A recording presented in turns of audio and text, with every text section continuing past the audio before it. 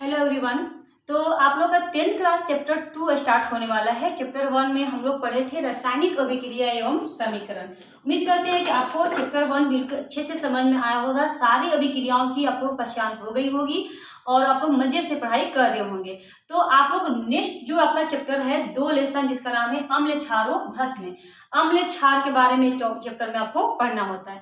लेकिन इसमें आपका जो लेसन 1 था उसके लास्ट टॉपिक था दहन और ज्वाला। ठीक है, तो उसका हम छोड़ दिए थे दहन और ज्वाला। तो हम इस पहले जिक्र कर लेते हैं दहन और ज्वाला, जो कि लेसन 1 का टॉपिक है। दहन और ज्वाला छोटा सा कॉन्सेप्ट है, इसको निकाल लेते हैं। दहन और ज्वाला को पहले समझ लेते हैं एक ही जगह पे। ये है क्या क्या इनमें अंतर है, दहन क्या है और ज्वाला क्या है। फिर उसके बाद हम मतलब चलेंगे अपने नेक्स्ट टॉपिक लेसन 2 में, जिसमें पढ़ेंगे हम लोग अम्ल के बारे में ना। अम्ल क्या है उसका पहचान सीखेंगे, उसका और भी जो भी होता है प्रक्रिया देखेंगे। दहन और ज्वाला में देखिए क्या अंतर है। ठीक है, दहन क्या है और ज्वाला क्या है। दहन वैसे पदार्थ है, ठीक है, दहन वैसे पदार्थ है जो कि जलते हैं। ठीक है, जलते हैं तो उष्मा भी निकलता है उनमें से और आपका ज्वाला भी निकलता है, मतलब प्रकाश भी उत्पन्न करते हैं। ठीक है, दहन क्या है, तो दहन जो होंगे ना, दहन वे होते हैं जिनमें से आपका उष्मा और प्रकाश दोनों निकलता है। मतलब जलाने पे क्या होगा, आपका प्रकाश तो निकलेगा ही, साथ में हीट आएगी, हमें उष्मा का अनुभव होगा, हमें गर्मी का अनुभव होगा कि गर्मी लग रही है। उसके जलने से हमें क्या होगी, गर्मी लगेगी। और जलेगी तो भाई कोई चीज जलेगा तो प्रकाश तो होगा ही है। दुनिया में हर चीज जलता है तो प्रकाश होती है, बस एक ही चीज ऐसा है जो जलता है तो प्रकाश नहीं होती है। तो आप बताइए ऐसा क्या चीज है जो जलने पे प्रकाश उत्पन्न नहीं होती है। दुनिया में हर चीज को जलाते हैं तो प्रकाश तो होगी ही होगी, है ना। लौ जलेगी प्रकाश आएगी आएगी, लेकिन एक चीज को छोड़ के, वो पता है क्या, वो इंसान की जलन। वो आपकी धुआं भी नहीं होती, उसे कोई प्रकाश नहीं होता। इसे तो समझना मुश्किल होता है कौन हमसे जल रहा है कौन नहीं जल रहा है। ठीक है, तो दहन क्या होती है, जिसमें प्रकाश और उष्मा दोनों निकलते हैं, उससे हम लोग क्या बोलते हैं, दहन कहते हैं। और ज्वाला क्या होती है आपकी, ज्वालामुखी नहीं, ज्वाला क्या होती है, जिसमें से सिर्फ प्रकाश निकले, रोशनी निकले। क्या निकलती है, जिसमें से सिर्फ प्रकाश निकलती, उष्मा नहीं। ओनली क्या निकलेगी, आपको प्रकाश निकलेगी, सिर्फ और सिर्फ क्या निकलेगी, प्रकाश। उष्मा नहीं निकलती है। उष्मा क्या होती है, नहीं निकलती है, सिर्फ क्या निकलती है, प्रकाश निकलती है, उष्मा नहीं निकलती है। जैसे एग्जाम्पल से समझते हैं भाई, क्या ऐसा चीज है जो जलेगा तो प्रकाश और उष्मा दोनों देगा। जैसे आपका क्या, कार्बन। जब कार्बन ऑक्सीजन में जलता है, कार्बन पता है कोयला को बोलते हैं कार्बन, कोयला को क्या बोलते हैं, कार्बन। जो कोयला होता है ना जो ब्लैक कलर का, वो क्या है आपका कार्बन। अगर उसको हम जलाएं तो क्या उसका एकदम पूरा तप्त आवा जिसको बोलते हैं, लाल रेड कलर का पूरा तप्त कार्बन जब होता है तो क्या प्रकाश नहीं उत्पन्न करता, प्रकाश उत्पन्न करता है ना। और साथ में हमें कितनी गर्मी देता है, साथ में कितनी गर्मी की अनुभूति कर। जब लकड़ी को जलाते हैं, कोयले को जलाते हैं, तो प्रकाश के साथ साथ हमें कितनी हीट आती है ना। गर्मियों ठंडियों के दिनों में हम लोग क्या करते हैं, हाथ सेकते हैं ना कोयले जला के। ठीक है, जो लकड़ी का बना कोयला होता है उससे भी। तो आपका C+O2, सी यानी क्या है आपका, ये कार्बन है। तो कार्बन किसका उदाहरण होता है, कार्बन आपका दहन का उदाहरण होता है। कार्बन किसका, पहले एग्जांपल देख लेते हैं। कार्बन कौन कौन होते हैं, कार्बन हो जाएगा आपका, सल्फर हो जाएगा। तो कार्बन कैसे, तो कार्बन जब आपका ऑक्सीजन से जलाएंगे तो क्या बनेगा, आपको CO2 बनेगा। तो गैस हो गया, CO2 गैस बन रहा है। लेकिन जैसे ही ये आपका कार्बन ऑक्सीजन के साथ अभिक्रिया करता है, जब जलता है ये कार्बन, तो आपका प्रकाश भी उत्पन्न करता है। क्या क्या होता है इसमें, प्रकाश भी उत्पन्न होता है और आपको उष्मा भी लगती है, उष्मा भी लगती है। तो जिसमें दोनों होती है उसको क्या कहते हैं, दहन कहते हैं। तो कार्बन क्या है आपका, दहन का एग्जाम्पल है, ना कि ज्वाला का। ठीक है, ये अब क्या हो गया, दहन हो गया, जिसमें आपका क्या क्या हो रहा था, प्रकाश के साथ साथ उष्मा भी निकलती है। प्रकाश पूरा लाइट कर देना, प्रकाश में कर दे, उजाला कर दे, और साथ में हमें क्या दे, गर्मी भी दे, उसे क्या कहते हैं, दहन कहते हैं। जिस C+O2 CO2 उसमें प्रकाश और ज्वाला उष्मा दोनों है। इसी प्रकार से आपका सल्फर भी हो जाएगा S+O2 SO2 ना। S+O2 क्या हो जाएगा आपका, SO2 आपका बुक में जो का बुक दिया है उसमें एग्जाम्पल सेम दोनों दिया हुआ है, आप लोग देख सकते हैं।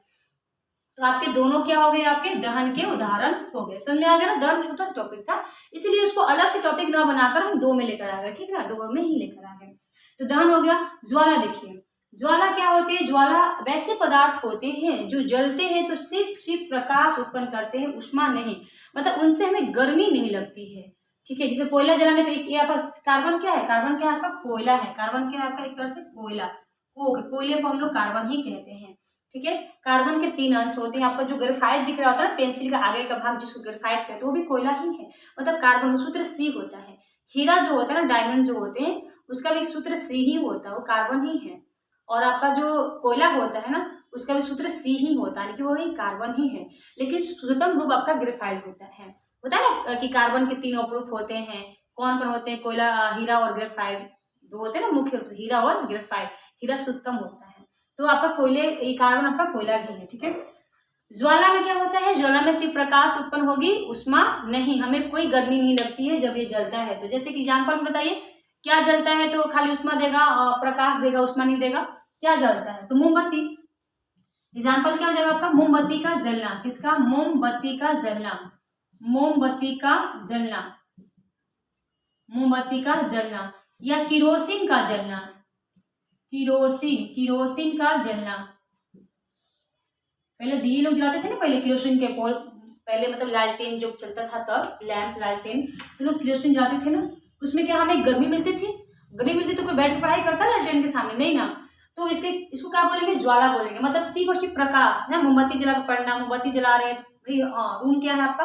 प्रकाश में है। क्या उसमें रूम में प्रवेश करने पर हमें गर्मी लगती है? अरे बाप रे बाप, मतलब कहाँ आगे पसीने छूट रहे हैं हमें। तो एक रूम में अब 10-12 कैंडल जब जलाए जाते हैं तो क्या हमें गर्मी लगती है? नहीं ना, यानी कि उष्मा उसमें से नहीं निकलती। क्या निकलती है? सिर्फ लौ, प्रकाश निकलती है। उसको क्या बोलते हैं? ज्वाला। क्या बोलते हैं उसको? ज्वाला बोलते हैं।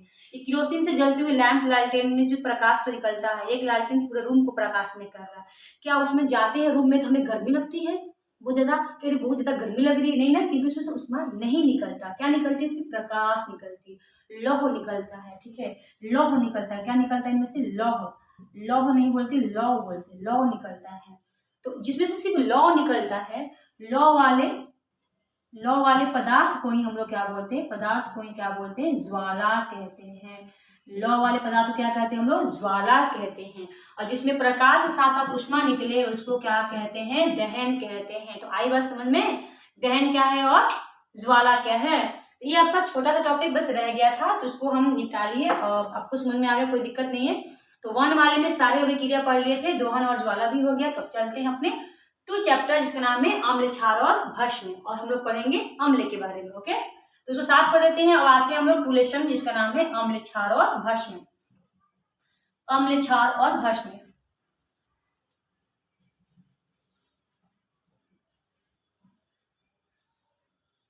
देखिए, आते हैं हम लोग 2 लेसन में। पहला टॉपिक ही हमारा होता है कि अम्ल क्या है। अम्ल को हम लोग एसिड कहते हैं। एसिड, अम्ल क्या है? तो सबसे पहले नॉर्मली परिभाषा इसका ये होगा कि अम्ल वे पदार्थ होते हैं जो स्वाद में खट्टा लगते हैं। खट्टा कौन सा लगते हैं? नींबू खट्टा लगता है, इमली खट्टा लगता है, टमाटर भी थोड़ा खट्टा लगता है। तो जो चीज हमें खट्टा लगते हैं स्वाद में, वो सब क्या होते हैं? अम्लीय पदार्थ हैं। तो अम्ल क्या है? तो अम्ल वे पदार्थ हैं, अम्ल वे पदार्थ हैं जो स्वाद में, वे पदार्थ हैं जो स्वाद में, स्वाद का टेस्ट करने पर, चखने पर स्वाद में कैसा लगता है? खट्टा लगता है, ठीक है। खट्टा, स्वाद में कैसा लगता है? खट्टा लगता है। उसे क्या कहते हैं हम लोग? अम्ल कहते हैं। अम्ल कहते हैं जो स्वाद में खट्टा लगता है, उसे क्या कहते हैं? अम्ल कहते हैं। जिस स्वाद में, तो स्वाद की बात करें तो भाई हम लोग HCl तो सर्च करके देखेंगे नहीं, जीव जल जाएगा। तो जो चख सकते हैं, चख क्या कर सकते हैं बताइए? दही भी खट्टा लगता है तो भी अम्लीय पदार्थ हो गया। नींबू खट्टा लगता है, नींबू हो गया। संतरा हो गया, संतरा आपका हो गया, संतरा भी खट्टा लगता है, नींबू खट्टा लगता है। उसके साथ साथ आपको इमली तो कहना नहीं है ना, मुंह में पानी भी आ गया होगा। तो इमली खट्टा लगता है, दही, नींबू, इमली। टमाटर खट्टा लगता है, टमाटर। तो ये सब क्या है? आपके अम्लीय पदार्थ है। मतलब इनमें क्या होता है? अम्ल की मात्रा पाई जाती है। इनमें क्या होती है? अम्ल की कुछ मात्रा पाई जाती है। देखेंगे किसमें कौन सी अम्ल की मात्रा पाई जाती है, लेकिन इस समय क्या होती है? आपकी अम्ल की मात्रा पाई जाती है। तो ठीक है, तो अम्लीय पदार्थ है जो स्वाद में खट्टा लगता है। क्लियर है? नॉर्मली परिभाषा हो गया, ठीक है। उसके साथ साथ आरहेनियस ने एक परिभाषा दिया था। आरहेनियस एक वैज्ञानिक है, उन्होंने एक परिभाषा दिया था, ठीक है। आरहेनियस के अनुसार, आरहेनियस के अनुसार, आरहेनियस ने क्या कहा था देख लेते हैं। आरहेनियस के अनुसार क्या होता है? आरहेनियस ने कहा था, ठीक है, ये तो आपका पदार्थ हो गया ना, चख कर देखने वाला। ठीक है, कोई केमिकल लिक्विड हो गया तो कैसे पहचानेंगे, तो उन्होंने कहा था, आर्हेनियस ने कहा था कि वैसे पदार्थ जो जल में जब डालेंगे ना, जल से अभिक्रिया करेंगे, तो वैसे पदार्थ जो जल से अभिक्रिया करके H+ आयन प्रदान करते हैं, इसको बोलते हैं हाइड्रोनियम आयन, उसी अम्ल कहेंगे। यानी कि वैसे पदार्थ जो जल से अभिक्रिया कर, किससे अभिक्रिया करना है हमें, जल से, तो जल से अभिक्रिया कर H+ आयन, ये आपका कौन सा आयन हो गया, आपका H+ आयन प्रदान करता है, प्रदान करना या मुक्त करना, प्रदान करता है, अम्ल कहलाता है। क्या कहलाएगा आपका, अम्ल कहलाएगा ना, अम्ल कहलाता है, अम्ल कहलाता है। कौन कहलाता है, जो पदार्थ जल से अभिक्रिया करेगा और क्या निकाल लेगा, H+ आयन को निकाल लेगा, H+ को मुक्त कर देगा, उसे क्या करेंगे हम लोग, अम्ल कहलाता है। अब ये H+ क्या है, H+ क्या है, ये H+ आयन जो है आपको, ये क्या है कि जैसे कि देखिए इसमें और इसमें क्या अंतर है, H और H+ में क्या अंतर है। ठीक है, H का मतलब है इसमें 1 इलेक्ट्रॉन है, होता है ना, आप लोग हाइड्रोजन का याद कीजिए, हाइड्रोजन का परमाणु संख्या 1 होता है, परमाणु संख्या 1 का मतलब उसमें 1 इलेक्ट्रॉन होते हैं, और H+ का मतलब उसमें एक भी इलेक्ट्रॉन नहीं है, 0। ठीक है, और H- कभी आ जाए, इसके मतलब इसमें कितने इलेक्ट्रॉन है, 2 इलेक्ट्रॉन है। कैसे, सिर्फ H है तो इसमें प्योरली अपना जो भी हिस्सा उसको मिला है 1 इलेक्ट्रॉन का, वो 1 इलेक्ट्रॉन है, लेकिन H+ का मतलब होता है त्यागना, इलेक्ट्रॉन का त्यागना। अब इसमें 1 इलेक्ट्रॉन था ही और 1 इलेक्ट्रॉन त्याग दिया, तो कितना बच गया, 0 बच गया। और वही H- का मतलब ये होता है कि पहले से तो ये आपका H था, मतलब 1 इलेक्ट्रॉन था, लेकिन माइनस लग जाने का मतलब होता है उसने एक इलेक्ट्रॉन को किसी से ग्रहण कर लिया है, यानी कि एक पहले से था, एक किसने ग्रहण कर लिया, टोटल कितने हो गए आपके, 2 हो गए। तो इसका अर्थ ये होता है। तो अम्ल वे पदार्थ हो जाएंगे जिसमें कि आपका H+ आयन बनेगा, मतलब कि वो पूरी तरह से अपना इलेक्ट्रॉन का त्याग कर देगा, वही आपका आर्हेनियस के अनुसार अम्ल होता है। तो आर्हेनियस ने क्या बोला था कि अम्ल वे पदार्थ हैं जो जल से अभिक्रिया करते हैं, या जल में घुलकर बोल सकते हैं, जल में घुलकर या जल में जाकर H+ आयन मुक्त करते हैं, वही आपके अम्ल कहलाते हैं। ठीक है, क्या कहलाते हैं, अम्ल कहलाते हैं। तो ऐसे कौन कौन से हैं जो आपके H+ को मुक्त करेंगे, तो उसको पहचानने के लिए यही तरीका होगा, वैसे यौगिक जिसमें H जुड़ा होगा तभी तो H+ में बन जाएगा ना। जैसे एग्जांपल में आपका क्या हो जाएगा, HCl, क्या हो जाएगा, HCl का हो जाएगा, अम्ल हो जाएगा। अब क्या KCl अम्ल हो सकता है, बिल्कुल नहीं, क्योंकि इसमें H है ही नहीं। जब H है ही नहीं तो क्या K+ बन जाएगा, हमें K+ नहीं, क्या चाहिए, H+ चाहिए, जो H+ बनाएगा वही अम्ल कहलाएगा। तो यानी कि ये आपका अम्ल नहीं है। हाइड्रोजन से बने हुए यौगिक ही क्या होते हैं, आपके अम्ल होते हैं, हाइड्रोजन से बने हुए यौगिक ही आपके अम्ल होते हैं। HCl आपका अम्ल हो जाएगा, और क्या हो जाएगा, H2SO4 आपका अम्ल हो जाएगा, और क्या हो जाएगा आपका H2CO3, ये सब क्या हो जाएंगे, आपके अम्ल के उदाहरण हो जाएंगे। क्यों, क्योंकि ये सब हाइड्रोजन से बने हुए हैं। और आपका HNO3 भी हो जाएगा, HNO3, क्योंकि ये भी आपका हाइड्रोजन से बना हुआ, हाइड्रोजन से बना हुआ, हाइड्रोजन से बना हुआ, क्या बना हुआ, हाइड्रोजन से बना हुआ है। और उदाहरण हो जाएगा आपका CH3COOH, ये भी आपका हाइड्रोजन से बना हुआ है। अब इसकी जब जल से अभिक्रिया कराएंगे ना, ये आपका जल में जाएगा, किस में जाएगा, आपका H2O में, इसको भी हम लोग तोड़ेंगे H2O में साथ, और इसको भी तोड़ेंगे H2O के साथ, इसको भी तोड़ देंगे H2O के साथ। ठीक है, तो अभी परिभाषा में क्या है कि जल से अभिक्रिया करते हैं और क्या बनाते हैं, आपका H+ आयन बनाते हैं H+ आयन। HCl जब जल में घुलेगा तो किसमें टूटेगा, आपका H+ में और Cl- में, H+ में और Cl- में। इसको जब अभी जल में घोलेंगे तो किसमें टूटेगा, H2+SO4। कैसे तोड़ते हैं, ध्यान से, H2 है ना, H2 तो इसको कर देना 2H, ऐसे 2I करना, 2H प्लस H को प्लस में, और SO4 को कर दो अलग, SO4 को कर दो अलग। SO4 ने कितने H को साथ बैलेंस, 2 H के साथ बैलेंस हुआ था, लेकिन वो H तो बाहर आ गया, तो उसके ऊपर में 2 माइनस चढ़ा देंगे। ठीक है, ये होता तरीका, जो 2 यहाँ नीचे लगा है ना, उसके माथे पे चला जाएगा, यहाँ चला जाएगा। ठीक है, यहाँ अर्थ समझना, 2 यहाँ लगा है ना, इसको आगे कर देना, 2H प्लस लगा देना, ठीक है। और जो SO4 चूंकि अलग हो रहा है तो 2 के साथ बैलेंस था ना, 2 H के साथ, इसके ऊपर में 2 माइनस लगा देना। अब इसको तोड़ के दिखाओ, 2 लगा है, इसको आगे कर दो, 2H प्लस कर दो, 2 आगे कर दो, 2H प्लस हो जाएगा। CO3 को अलग कर दो, तो CO3 के ऊपर कितने माइनस चढ़ा है, कितने के साथ बैलेंस हुआ था, 2H के साथ ना, अब 2H तो अलग हो गया, इसके ऊपर 2 माइनस चढ़ा दो। ठीक है, ऐसे इसको तोड़ो, आप एक ही H है, H प्लस कर दो, और यहाँ पे NO3 है तो NO3 के ऊपर एक तो माइनस चढ़ा दो। बात क्लियर। यहाँ पे क्या करना है आपको, इतना जो समूह दिख रहा है इसको अलग करना है, इसको अलग करना है, यानी कि CH3 COO कितना माइनस करे 1, क्योंकि आपका एक तो H अलग हुआ है। तो ये आपका जल में घुलने के साथ अभिक्रिया का नजारा है। अब आप बताओ यहाँ पे क्या H प्लस बन रहा है? हाँ बिल्कुल बन रहा है। यहाँ पे क्या H प्लस आयन बन रहा है? बिल्कुल बन रहा है। यहाँ भी बन रहा है, यहाँ भी बन रहा है और यहाँ भी बन रहा है। यानी कि जो सारे एग्जाम्पल आप देख रहे हो सबके सब क्या है? अम्ल हैं। सबके सब क्या है? अम्ल है। क्यों अम्ल क्यों है? क्योंकि वैसे यौगिक जो आपके जल में अभिक्रिया करेंगे, जल के साथ अभिक्रिया करेंगे और H में टूट जाएंगे, वो भी H प्लस आयन में टूट जाएंगे, उससे ही हम लोग क्या कहेंगे? अम्ल कहेंगे। तो उसे क्या कहेंगे हम लोग? अम्ल कहेंगे। तो सभी के सभी क्या हो रहे हैं? आपके H प्लस में टूट रहे हैं। आप लोग देख सकते हो एग्जाम्पल के साथ, जो सब H प्लस में टूट रहे हैं मतलब कि सब आपके H प्लस में टूट रहे हैं ना। आपके यहाँ पे क्या बना? H। तो सब आपके H प्लस में टूट रहे हैं मतलब कि सबके सब क्या है? आपके अम्ल है। सबके सब क्या है? आपके अम्ल है। तो समझ में आ गया अम्ल क्या है? दो परिभाषा हो गया आपका। जो स्वाद में खट्टा लगता है उसे अम्ल कहते हैं, और आर्हेनियस के अनुसार वे पदार्थ जो जल में अभिक्रिया करके H प्लस आयन मुक्त करता है उसे क्या कहते हैं? अम्ल कहते हैं।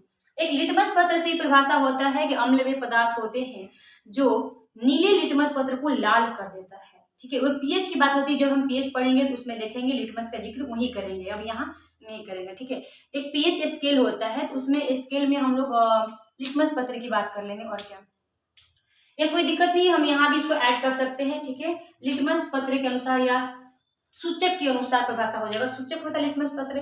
तो अम्ल वे पदार्थ होते हैं जो नीले लिटमस पत्र को क्या कर दे? लाल कर दे, उसे हम लोग क्या कहते हैं? अम्ल कहते हैं।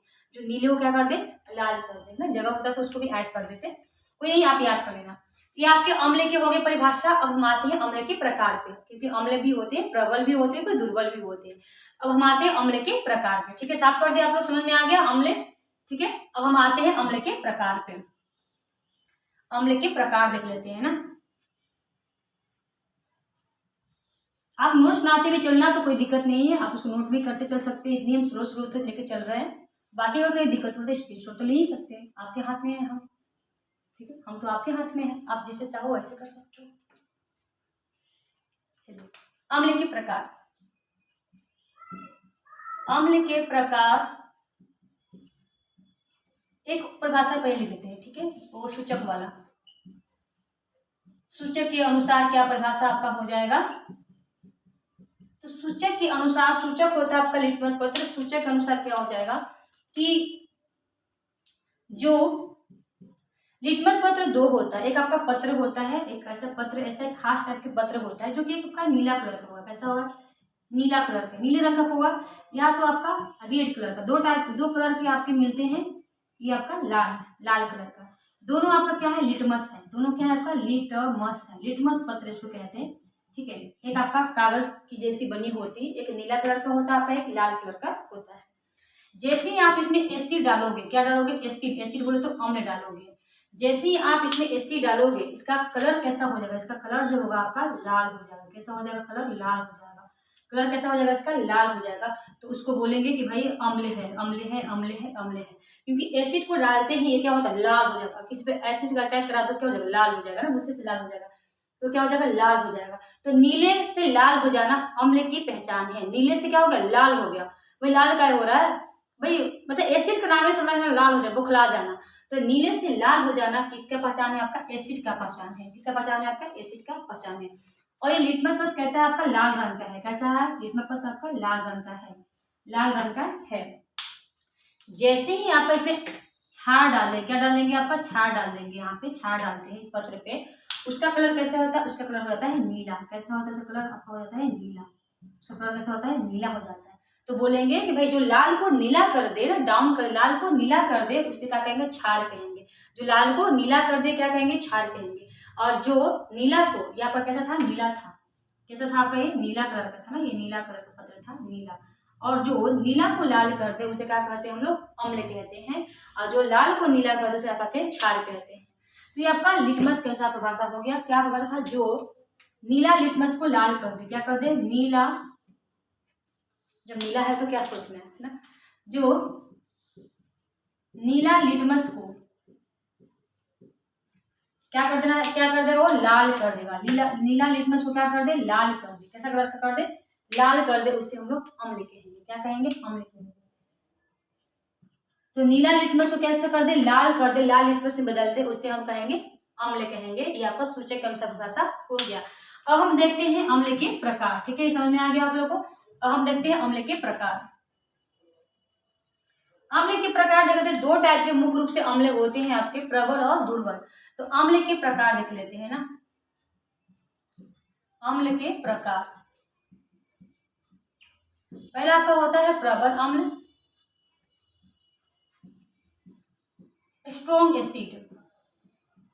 इसको क्या कहेंगे हम लोग, स्ट्रॉन्ग कहेंगे, स्ट्रॉन्ग एसिड कहेंगे, ऐसे कहेंगे स्ट्रॉन्ग एसिड। स्ट्रॉन्ग एसिड कौन होते हैं, तो वैसे अम्ल, ठीक है, वैसे अम्ल जो जल में H+ देते हैं ना, ये अम्ल कहते हैं। लेकिन जो जल में आसानी से नहीं, पूरी तरह से, पूर्ण रूप से H+ आयन देते हैं, पूर्ण रूप से H+ आयन दे, या पूर्ण रूप से आयनों में टूट जाते हैं। ठीक है, पूर्ण रूप से H+ आयन देते हैं,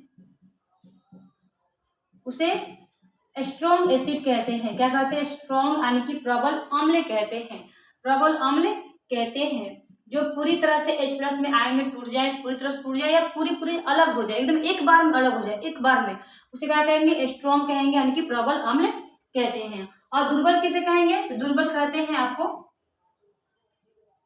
दुर्बल यानी कि वीक एसिड। वैसे अम्ल, ठीक है, वैसे अम्ल जो आंशिक रूप से, आधा, जो आंशिक रूप से आयनों में टूटते हैं। किसमें टूटते हैं, आयनों में टूटते हैं। आयन वही प्लस माइनस आयन जो होते हैं, उसमें आंशिक आधा रूप से ना, आंशिक रूप से आयनों में टूटते हैं, उसे ही क्या कहेंगे हम लोग, कमजोर अम्ल कहेंगे, मतलब कि दुर्बल अम्ल कहेंगे। तो प्रबल अम्ल का मतलब है जो कि पूरी तरह से टूट जाए। ऐसा कौन सा अम्ल होता है जो पूरी तरह से टूट जाए, तो पूरी तरह से टूटने वाला आपका अम्ल होता है, बताते हैं कौन होता है। सबसे स्ट्रॉन्ग जो है तो वो है आपका HCl। कौन है आपका, HCl, क्योंकि ये पूरी तरह से किसमें टूट जाता है, ये आपका H+ में और Cl- में पूरी तरह से टूट जाता है। फिर इसके बाद आपका क्या हो जाएगा, उसके बाद स्ट्रॉन्ग आपका क्या हो जाएगा, H2SO4 हो जाएगा, H2SO4। ठीक है, ये आपका 2H+ में और SO4- में टूट गया, SO4- में टूट गया। ठीक है, प्रबल अम्ल हो गया। H2CO3 भी आपका प्रबल अम्ल ही होता है, 2H+ और CO3-। उसके बाद से जो बताया था आपका HNO3, ये भी आपका प्रबल अम्ल ही होता है, नाइट्रिक अम्ल इसको कहते हैं, H+ और NO3- होता है। ठीक है, इसको बोलते हैं हाइड्रोक्लोरिक अम्ल। ये आपका होता है H2SO4 का मतलब होता है सल्फ्यूरिक अम्ल कहते हैं। क्या कहते हैं इसको, सल्फ्यूरिक अम्ल कहते हैं। ये आपका सल्फ्यूरिक अम्ल है, ये आपका क्या है, सल्फ्यूरिक अम्ल है। H2CO3 को बोलते हैं कार्बोनिक अम्ल बोलते हैं, कार्बोनिक अम्ल बोलते हैं। क्या बोलते हैं इसको, कार्बोनिक अम्ल कहते हैं। H2CO3 को कार्बोनिक अम्ल कहते हैं। और HNO3 को बोलते हैं नाइट्रिक अम्ल। लिख लेंगे आप लोग, लिख लीजिए, हम बोल रहे हैं। इसको बोलते हैं हाइड्रोक्लोरिक अम्ल, इसको बोलते हैं सल्फ्यूरिक अम्ल, इसे कहते हैं कार्बोनिक अम्ल, और इसे कहते हैं नाइट्रिक अम्ल। ये आपके जो दिख रहे हैं सबके सब स्ट्रॉन्ग एसिड हैं। तो कमजोर कौन होंगे, कमजोर के एग्जाम्पल भी देंगे। कमजोर के एग्जाम्पल आपका हो जाएगा CH3COOH, इसको बोलते हैं इथेनोइक अम्ल, जो कि आपका सिरका में पाया जाता है, इथेनोइक अम्ल, CH3COOH। ठीक है, ये वीक क्यों है, क्योंकि जब इसको हम तोड़ेंगे तो ये आपका टूटेगा CH3COO- प्लस H+। ये आपके दो भागों में जब टूटेगा ना, तो देखिए कितने बड़ा समूह, यानी कि पूरी तरह से आयन में नहीं टूटा है। अभी इसको तोड़ेंगे तो अभी भी इसमें आयन निकलेंगे। ठीक है, इसीलिए इसको बोलेंगे आंशिक रूप से टूट रहा है। आंशिक टूटने वालों को क्या बोलते हैं, दुर्बल कहते हैं। और जो पूरी तरह से आयन को दिखाई देते हैं, पूरी तरह से आयन में टूट जाते हैं, उसे हम लोग स्ट्रॉन्ग कहते हैं। क्या कहते हैं, स्ट्रॉन्ग एसिड, प्रबल अम्ल कहते हैं। और सबसे जो प्रबल खतरनाक इसमें है तो वो आपका HCl अम्ल है। ठीक है, क्या है आपका HCl अम्ल।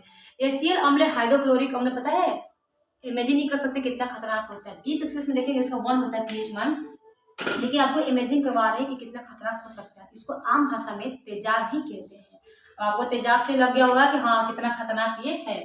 तो इस HCl को हम लोग क्या बोलते हैं, इसको आम भाषा में क्या बोलते हैं हम लोग, तेजाब बोलते हैं। क्या बोलते हैं इसको, तेजाब बोलते हैं। तेजाब, तेजाब को नाम से ही लग रहा होगा ना, किसी के चेहरे पे अटैक कर दिया है तो क्या होता है, चेहरे का हाल देखे है ना, कैसे पूरा उसका क्या हाल होता है। अगर उसको हाथ पे ले लिया जाए ना कुछ इसके HCl अम्ल को, समझिए कि उसको छेद करके बाहर निकल जाएगा, आपकी हथेली को छेद कर देगी, वो पूरा गला देगी वो, उतना दूर को, इतना दूर जो आपका जो है ना मांसपेशियों को गला देगी, इसका हड्डी का पता नहीं चलेगा कहाँ गया, उसको आर पार कर देगी।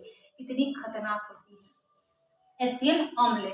और ये पता है खतरनाक अम्ल हमारे शरीर में भी है, ये अमाशय में डेली प्रतिदिन 1 से 1.5 लीटर बनती है। ये सोच लीजिए, पूरी अमाशय की दीवार उसको रिलीज करती है, निकालती है।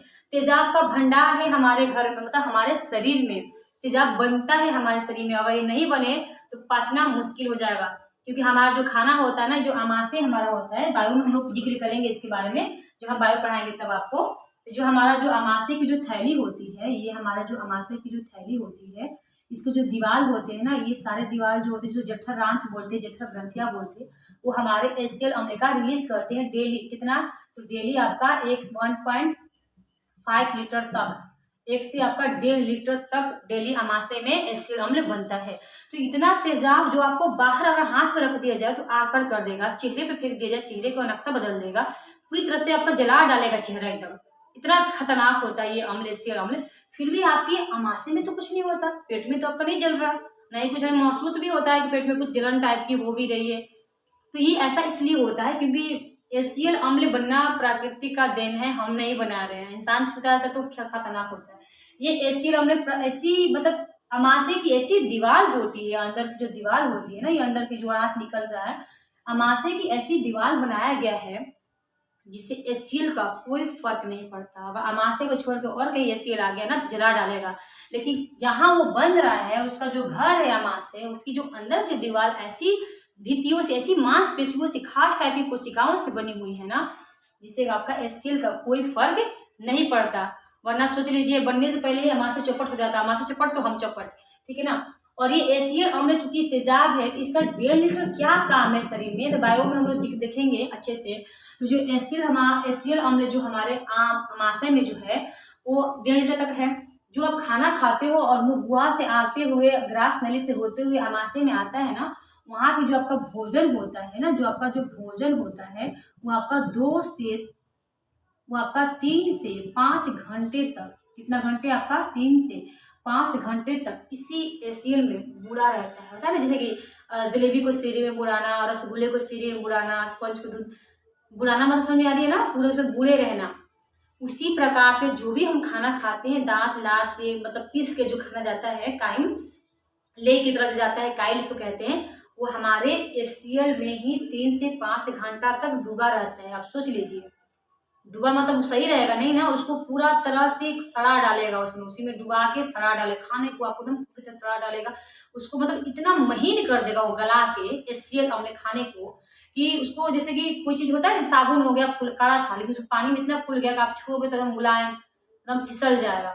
उसी प्रकार से खाने का अंश जो है ना, हाथ से फिसलने लगेंगे, इतने चिकने हो जाएंगे, इतने महीन कर देगा ना उसको, ले की तरह नहीं, पहले आटे के ले ही बनता था, ले की तरह भोजन आपका हो जाता है। ये जो भोजन आप खाए थे ना, वो HCl हमने क्या करता है, उसको एकदम लुगदी बनाता है, लुगदी ले की तरह बना देता है, ठीक है ना। तो आपको बायो की टॉपिक है, अब केमिस्ट्री बायो आ गया तो बताना पड़ा कि कितना स्ट्रॉन्ग होता है और हमारे शरीर में बनता है, उसको बोलते हैं ले की तरह कर देना। फिर अमाशय में रहने के बाद ये आएगा यहाँ से, तो यकृत से जो होती है हमारे पित्त ग्रंथि से निकलती है एक क्षारीय पदार्थ, क्योंकि जो इतना तेजाब वाला ना आंत हमें पाचन नहीं कर सकता। आंत जो है ना, आंत की जो कोशिकाएं हैं तेजाब वाले खाने को नहीं पचा सकती है, उसको क्षति हो सकती है। इसीलिए जो आपका अम्लीय है ना खाना को, अभी जो उसमें तेजाब से डूबा हुआ है, HCl से डूबा हुआ है, तो आपका पित्त वाले से, लीवर से आएगी, पित्त नली में से आएगी आपका कोलेस्ट्रॉल, जो पितृरोग बिलिरुबिन आते हैं, और भी क्षारीय पदार्थ आता है, पित्त आता है, और उसको अम्लीय को क्षारीय बदल देता है यहाँ पे, ठीक है ना। जो अम्ल के पदार्थ है ना, उसका अम्लीय से क्या बन गया, वो क्षारीय बन गया। तो क्षारीय माहौल को पाचन आंत कर सकता है, अम्लीय माहौल का पाचन नहीं कर सकता। तो अब आगे का जो आंत होती है, जो 6 मीटर की होती है, वो सोचिए कपड़ा रगड़ के साफ करते हैं, तो आपका जो भोजन था जो एकदम पूरी तरह से महीन हो चुका पाउडर की तरह, उसको आंत से भी रस निकलेगा और सारे भोजन को गीला करके ऐसे ऐसे मसल के, उसको बोलते हैं चर्निंग मोशन। तो उसको ऐसे ऐसे रगड़ के होता है ना, मंथन होता है, तो भोजन को पूरी तरह से रगड़ रगड़ के, ऐसे जो आंत की पेशियां होती है उसे रगड़ रगड़ रगड़ के पूरी तरह से पाचन करके ढीला कर देती है, और फिर उसमें अवशोषण के लिए विलाई होता है, उसको चूस लेती है, और फिर हमें बोलते हैं भोजन का पाचन हो गया। ठीक है, तो हम लोग बायो का टॉपिक लेकर आएंगे, तो बहुत अच्छे से भोजन को पाचन करेंगे, बहुत मजा आएगा आप लोग को। ठीक है, भोजन के बायो में। तो अभी हमारा ये अम्ल था, अम्ल के प्रकार हो गए। ठीक है, प्रबल और दुर्बल। तो ये आज इतना ही छोड़ते, वरना बहुत लंबा हो जाएगा। जब हम क्षार पढ़ेंगे तो उसमें हम लोग इसको ट्रिक से याद भी करेंगे कि बहुत सारे अम्ल होते हैं ना, सिरका में कौन सा अम्ल होता है ना, नींबू में कौन सा होता है, टारटरिक होता है, टमाटर में कौन सा होता है, ऐसा चीज। तो वो हम अगले नेक्स्ट वीडियो में लेकर आएंगे, ट्रिक भी लेकर आएंगे। जब अम्ल क्षार पढ़ लेंगे तब क्षार और अम्ल का ट्रिक लेकर आएंगे। ओके, तो तब तक हम लोग मिलते हैं अगले वीडियो में। अम्ल को पढ़िए, समझिए। ठीक है, टेक केयर, बाय।